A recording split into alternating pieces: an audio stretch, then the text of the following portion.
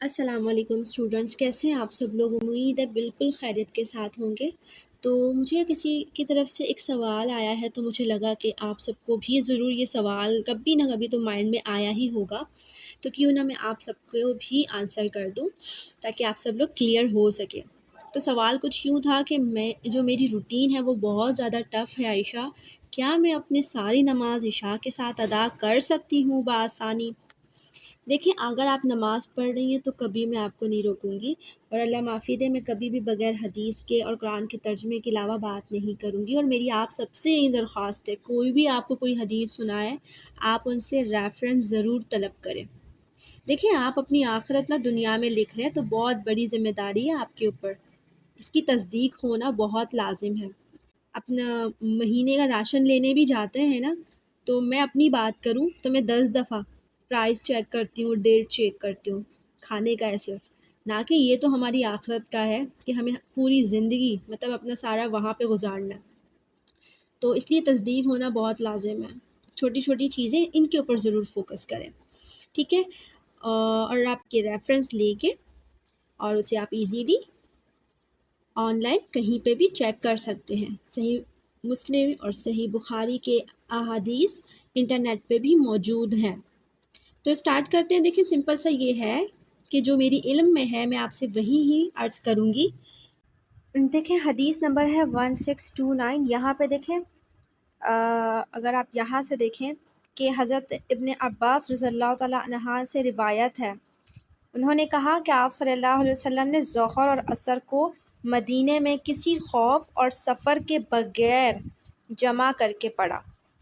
ابو زبیر نے کہا، میں نے ابن عباس رضی اللہ تعالیٰ عنہ کے شاگرد سعید سے پوچھا، آپ صلی اللہ علیہ وسلم نے ایسا کیوں کیا تھا؟ انہوں نے جواب دیا، میں بھی حضرت ابن عباس رضی اللہ تعالیٰ عنہ سے سوال کیا تھا جیسے تم نے مجھ سے سوال کیا ہے۔ تو انہوں نے کہا، آپ نے چاہا کہ اپنی امت کے کسی فرد کو تنگی اور دشواری میں نہ ڈالا جائے۔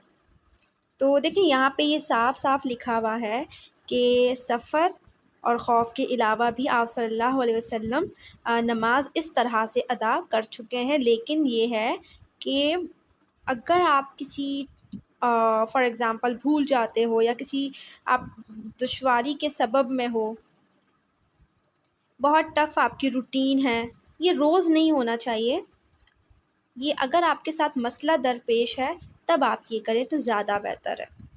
یہ میں آپ کو یہاں پہ مینشن کر دوں۔ تو صحیح مسلم کی حدیث نمبر 1630 سے آنورڈ آپ پڑھیں گی انشاءاللہ صحیح مسلم کی، تو آپ کو یہ ساری چیزیں کلیئر ہو جائیں گی۔ تو یہاں پہ ہے، چیپٹر ہے پریئر کا، بک نمبر ہے صحیح مسلم اور حدیث نمبر ہے 1629۔ یہاں پہ دیکھیں صاف لفظوں میں لکھا ہوا ہے کہ آپ صلی اللہ علیہ وسلم نے ظہر اور عصر کی نماز جمع کر کے پڑھایا، مطلب کہ ظہر اور عصر کو ایک ساتھ انہوں نے ادا کی ہے نماز۔ تو جب آپ سے پوچھا گیا کہ ایسا کیوں کیا، تو آپ صلی اللہ علیہ وسلم نے جواب میں یہی فرمایا کہ تاکہ میری امت کو دشواری نہ ہو، ٹھیک ہے؟ یہاں پہ تو یہ بات کلیئر ہے نا کہ عصر اور ظہر کو آپ اکٹھا کر سکتے ہو صرف۔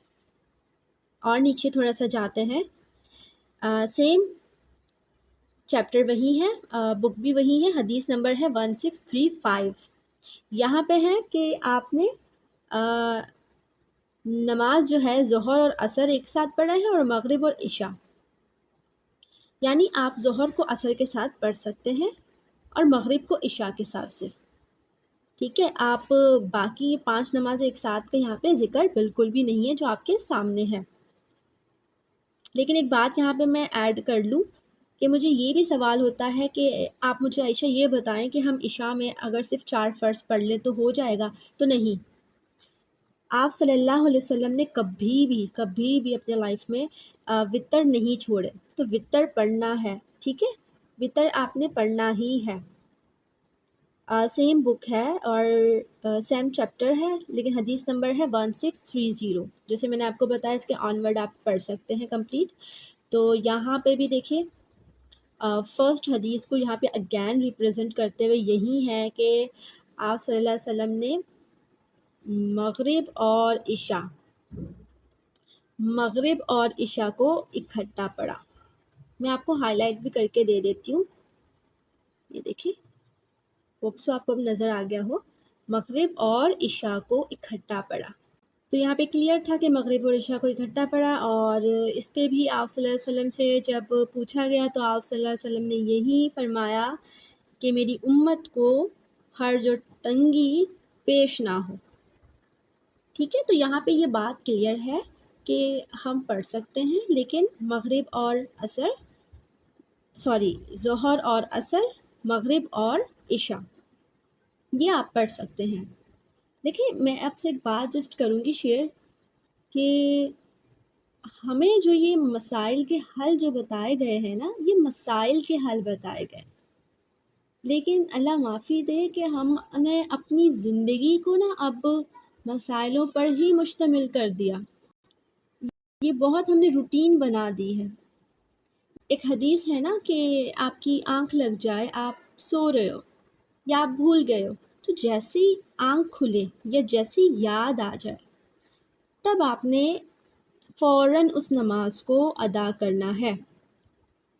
تو یہ چیزیں ہیں، ان پہ تھوڑا سا انسان کو فوکس کرنا چاہیے. باقی اس سے ریلیٹڈ کوئی اور کویشچن ہو تو بالکل آپ مجھ سے پوچھ سکتی ہیں. ہوپ سو میں نے آپ کو کلیئر کیا ہو. کوئی کمی پیشی ہو تو مجھے معاف کیجیے گا. انشاءاللہ ایک اور ویڈیو میں ملتے ہیں. اللہ حافظ.